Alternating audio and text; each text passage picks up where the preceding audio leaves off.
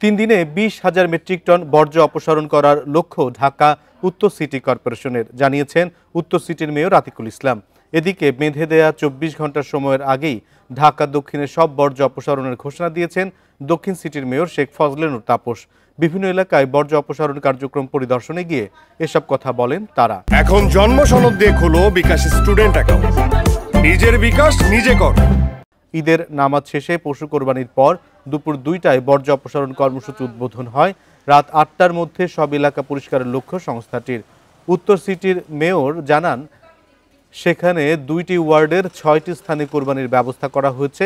নির্দিষ্ট স্থানে কোরবানি দিলে 1000 করে টাকা দিচ্ছে ডিএনসিসি। তবে নির্দিষ্ট স্থানে কোরবানিতে মানুষের আগ্রহ কম। এবার ঈদের 3 দিন কোরবানির আহ্বান জানিয়েছেন মেয়র আতিক। উত্তর সিটিতে বর্জ্য অপসারণে কাজ করছে 10,000-এর বেশি পরিচ্ছন্নতা কর্মী, আর দক্ষিণ সিটিতে বর্জ্য অপসারণে কাজ করছে প্রায় 9,500 কর্মী।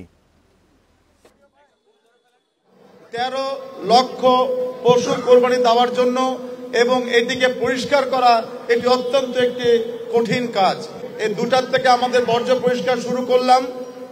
রাত্র 8টার ভিতরে সকল এলাকার অলিতে গলিতে সকল ধরনের বর্জ্য আমরা পরিষ্কার করে ফেলবো ইনশাআল্লাহ।